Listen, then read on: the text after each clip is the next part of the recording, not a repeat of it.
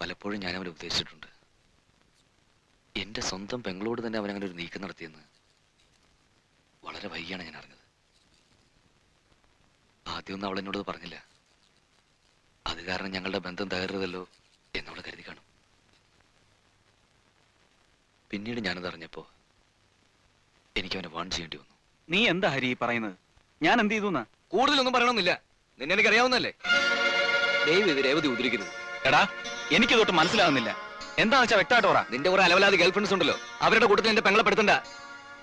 നടന്നത് നടന്നു ഹരി, ഞാൻ ഇത് ആവർത്തിക്കരുത്.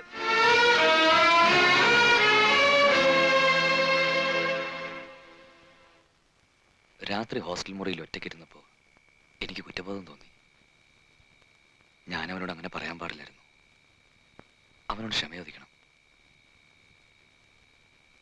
നീ എന്തിനാ ചൂടാകുന്നത്? അവൻ നിന്നെ എന്ത് ചെയ്യുന്ന? അവൻ എന്നെ ഒരു ചുക്കും ചെയ്യാൻ കഴിയില്ല. ഇനി എന്ത് തന്നെ സംഭവിച്ചാലും ശരി, രേവതിയെ ഞാൻ വെറുതെ വിടില്ല. താൻ കളയാതെ ഇനി അതൊരു പ്രശ്നമാക്കണ്ട. ഇല്ല, നാളെ എനിക്ക് അവളെ ശരിക്കൊന്ന് കാണണം. മനു, ഞാൻ പറയുന്നത് കേൾക്ക്. ഹരി അപ്പോഴത്തെ വിഷമം കൊണ്ടെന്ന് പറഞ്ഞായിരിക്കും. ബാസ്റ്റേഡ്, അവൻ എന്നെ മറ്റുള്ളവരുടെ മുമ്പിൽ വെച്ച് അവമാനിച്ചു, ഭീഷണിപ്പെടുത്തി. മനു ആരാണെന്ന് അവൻ ശരിക്കും മനസ്സിലാക്കാൻ പോകുന്നതേ ഉള്ളൂ. അവന്റെ പെങ്ങളാര്? ശീലാവതിയ.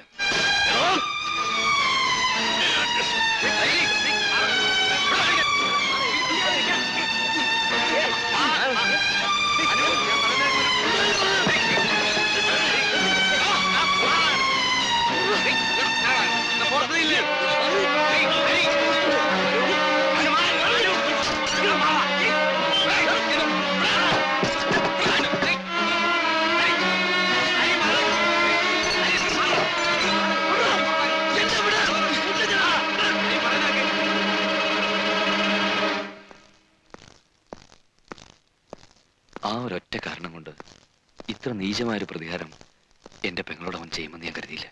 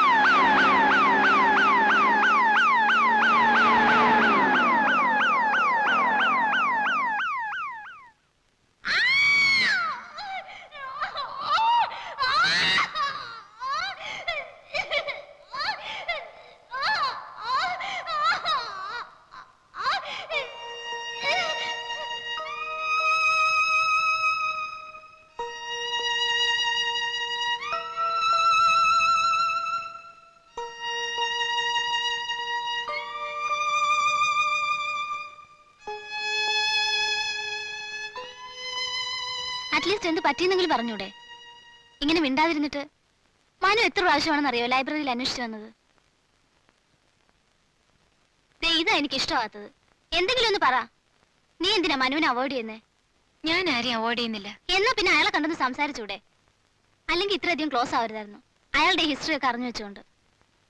എനിവേ, ഞാൻ പോവുകയാണ്. അയാളെ കാണണോ വേണ്ടയോ എന്നുള്ളത് നീ തീരുമാനിച്ചോ. ഞാൻ ഫോഴ്സ് ചെയ്യുന്നില്ല.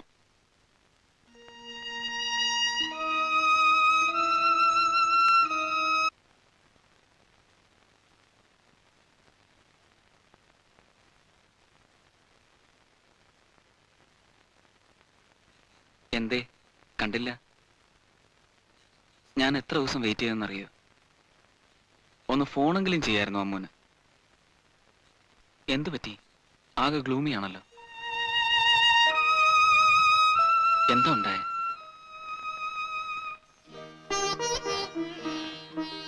അന്ന് അങ്ങനെയൊക്കെ സംഭവിച്ചു പോയി. ഒന്നും മനഃപൂർവ്വമായിരുന്നില്ല. മനുവിന് രേവതി അറിയോ?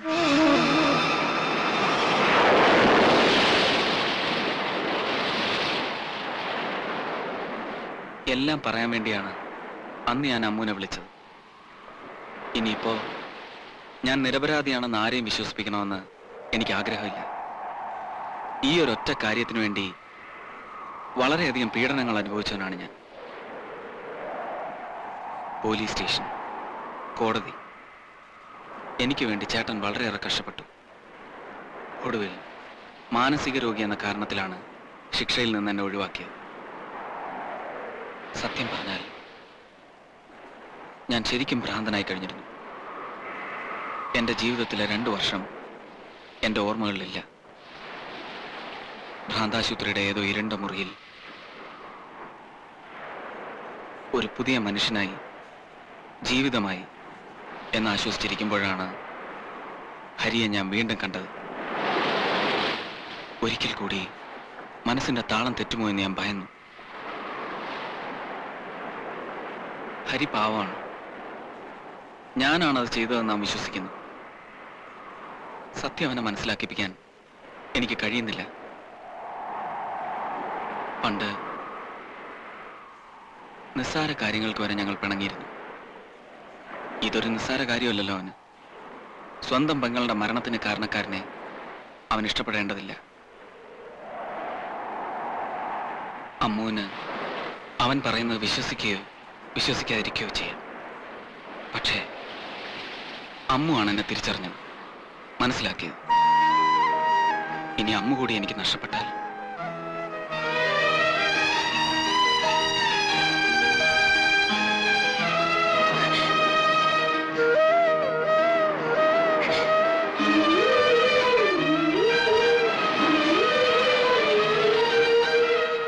ഇത്ര പെട്ടെന്ന് എന്താണോ ഇങ്ങനൊരു തീരുമാനം? എന്തെങ്കിലും ഒന്നും ആകാതെ? പ്രത്യേകിച്ച് കാരണമൊന്നുമില്ല. നാട്ടിൽ നിന്ന് വന്നിട്ട് കുറെ നാളായില്ലേ. പിന്നെ വെങ്കിടി തിരിച്ചു വരാനും വൈകും. എന്തായാലും കൈ കിട്ടിയ പണി കളഞ്ഞ മണ്ടത്തരായിപ്പോയി. തനിക്ക് സാമ്പത്തികമായിട്ട് എന്തെങ്കിലും ബുദ്ധിമുട്ടുണ്ടോ? ഉണ്ടെങ്കിൽ ധൈര്യമായിട്ട് പറ. ഇനി അതുകൊണ്ടാണ്. അയ്യോ, ഒരിക്കലും ഇല്ല. ഇപ്പൊ തന്നെ അങ്കിൾ ഒരുപാട് ബുദ്ധിമുട്ടിച്ചു. ആ കാശ് പോലും തിരിച്ചു തരാൻ എനിക്ക് പറ്റിയിട്ടില്ല. താൻ ചുമ്മാ സെന്റിമെന്റിലാകാറൂ. തന്റെ അച്ഛനോട് എനിക്കുള്ള കടപ്പാട് ഓർക്കുമ്പോ ഇതൊക്കെ വെറും. പോയിട്ടോ. വരുന്നതിന് മുമ്പ് ഒരു കത്തയക്കാൻ മറക്കണ്ട. ഞാൻ സ്റ്റേഷനിൽ വരാം. ഇനി പെട്ടി പോയി തുണി പോയിന്നും വരരുതല്ലോ. പിന്നെ രാഘവനോട് എന്റെ സ്നേഹാന്വേഷണം പറഞ്ഞേക്കണം.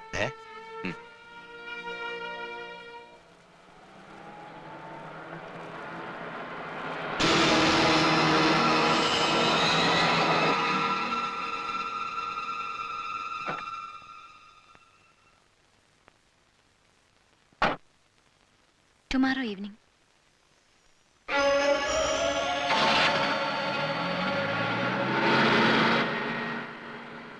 ഞാൻ എത്ര പറഞ്ഞിട്ടും നിനക്ക് മനസ്സിലാവുന്നില്ല അല്ലേ? നീ ശരിക്കും അവന്റെ ട്രാപ്പിൽ പെട്ടു കഴിഞ്ഞു. ഹരി മനുവിനെ തെറ്റിദ്ധരിച്ചിരിക്കുകയാണ്. തെറ്റിദ്ധാരണ എനിക്കില്ല, നിനക്കാ. അമ്മുവിന്റെ രക്ഷയ്ക്ക് വേണ്ടി ഞാൻ ഈ പറയുന്നത്. അപകടം പറ്റുന്നുള്ള ആഗ്രഹമുള്ളതുകൊണ്ട്. ഹരിക്ക് മനുവിനെ മനസ്സിലാകാഞ്ഞിട്ടാണ് ഞാൻ പറയുന്നത്. അവനെ ന്യായീകരിക്കാൻ വേണ്ടി നീ എന്നോടൊന്നും പറയണമെന്നില്ല. കോളേജിൽ വെച്ച് എന്റെ പെങ്ങളെ കൊന്നതും ജയിലിലായതും പണവും സ്വാധീനം ഉപയോഗിച്ച് രക്ഷപ്പെട്ടതും എല്ലാം എന്റെ തെറ്റിദ്ധാരണ തന്നെ. സമ്മതിക്കുന്നു. പ്ലീസ് ഒന്ന് നിർത്ത് ഹരി. ദേ നോക്ക്, നിനക്ക് വേണ്ടി ഇനിയും രക്ഷപ്പെടാം. ഒരുപക്ഷെ അതിനുള്ള അവസാനത്തെ അവസരമായിരിക്കും ഇത്. രക്ഷപ്പെടണ്ട. സോറി. ഞങ്ങൾ അത്രത്തോളം അടുത്തു കഴിഞ്ഞു എല്ലാ രീതിയിലും.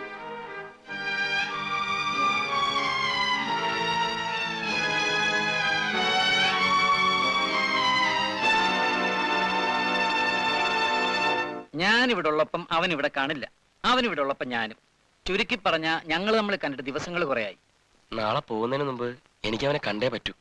അത്യാവശ്യമാണെങ്കിൽ എഴുതി തന്നാ മതി, ഞാൻ കൊടുക്കാം. അത് നേരിട്ട് പറയേണ്ട കാര്യമാണ്.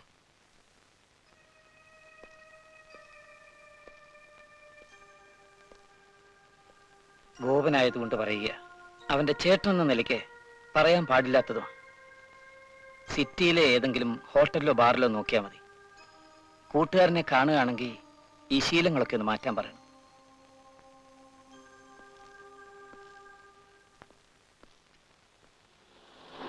മനു, ആഹാ, നീ ഇതപ്പോ വന്നു? ഞാൻ വന്നിട്ട് 2 ആഴ്ചയായി. എന്നിട്ട് ഇതുവരെ ഇങ്ങോട്ടൊന്നും വരാൻ തോന്നിയില്ല. കഴിഞ്ഞ ആഴ്ച വന്നിരുന്നു. ഇപ്പോഴെങ്കിലും ഒന്ന് കാണാൻ കഴിഞ്ഞല്ലോ. പിന്നെ എന്തൊക്കെയുണ്ട് വിശേഷങ്ങൾ? ഞാൻ നാളെ പോവാ. നിന്നോട് അല്പം സംസാരിക്കാനുണ്ട്. എന്നാ വാ, അകത്തോട്ടിരിക്കാം. വേണ്ട, നമുക്ക് പുറത്ത് എവിടെയെങ്കിലും പോവാം.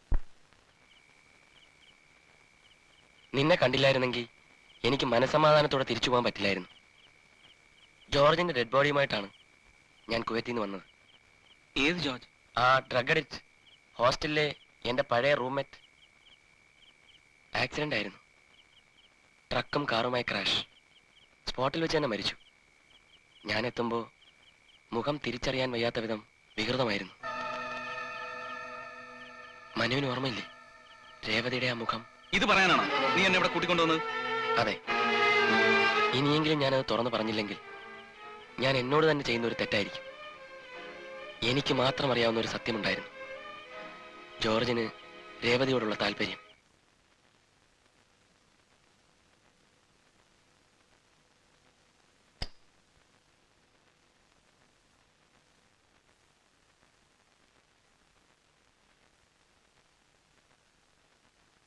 നീ എവിടെ പോവാ? കോളേജിലോട്ട്. എന്തിന്? അവളെ കാണാൻ. ആരെ? രേവതിയെ. അവളെ ഇപ്പൊ തന്നെ കാണണമെന്ന് എന്താ എത്ര നിർബന്ധം? കാര്യമുണ്ട്. നീ ഈ പെത്തടിനും കുന്തമൊക്കെ അടിച്ചോണ്ട് വല്ലവനുമായിട്ട് കയറി അലമ്പുണ്ടാക്കും. പിന്നെ ഞാൻ തന്നെ വരണം ഊരാൻ. നീ അവിടെ ഇരി. ഒരു കുഴപ്പമില്ല.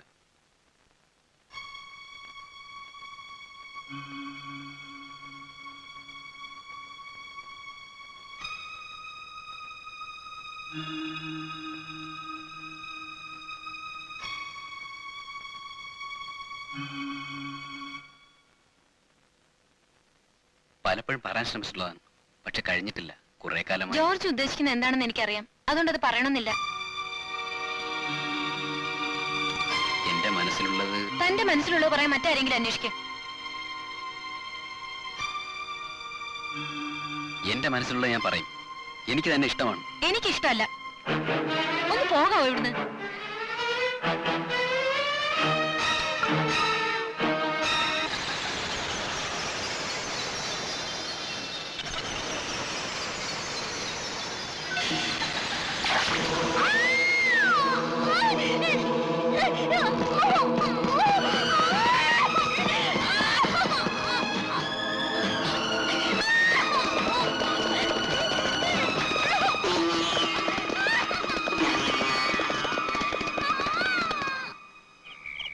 അന്ന് ഞാൻ അവനെ രക്ഷപ്പെടുത്തി. ഒരു ആത്മാർത്ഥ സുഹൃത്തിന് വേണ്ടി എനിക്ക് ചെയ്യാൻ കഴിയുന്ന ഒരു ചെറിയ ഉപകാരം. അതിന്റെ മുഴുവൻ പീഡനങ്ങളും മനുവാണ് അനുഭവിക്കുന്നതെന്ന് അറിഞ്ഞപ്പോ എന്റെ കുറ്റബോധം കൂടി തുടങ്ങി. പലപ്പോഴും സത്യം പുറത്തു പറയാൻ ഞാൻ ആഗ്രഹിച്ചിട്ടുണ്ട്. പക്ഷെ ജോർജ്, അവൻ എന്റെ വീക്ക്നെസ് ആയിരുന്നു. ഇനി ഇത് പറഞ്ഞിട്ട് കാര്യമില്ലെന്ന് എനിക്കറിയാം. എന്നാലും മനു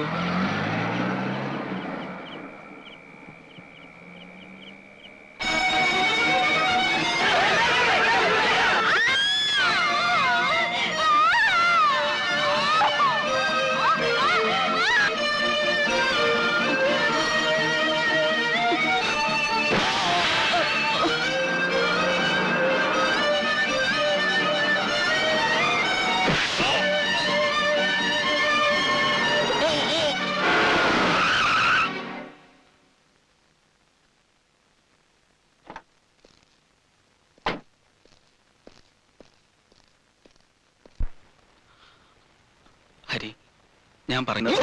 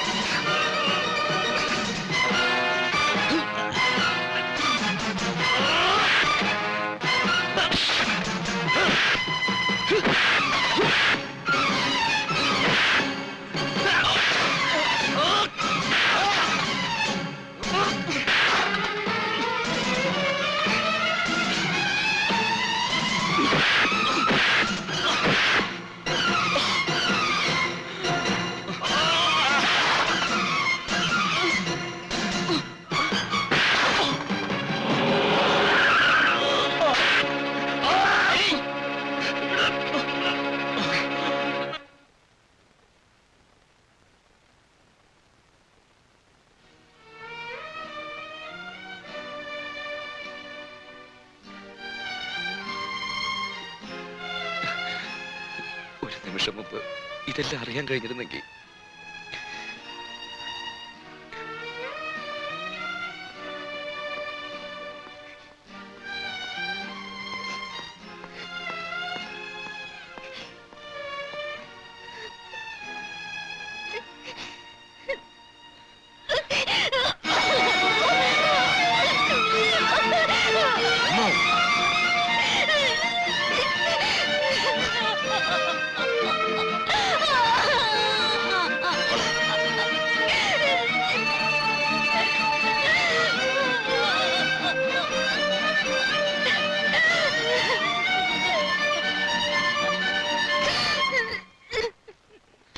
ക്രിട്ടിക്കൽ സ്റ്റേജ് കഴിഞ്ഞു. ഇനി പേടിക്കാനില്ല. ആരും ശല്യപ്പെടുത്താതിരിക്കുന്നതാണ് നല്ലത്. നിർബന്ധമാണെങ്കിൽ ആർക്കെങ്കിലും ഒരാൾക്കകത്ത് പോയി കാണാം.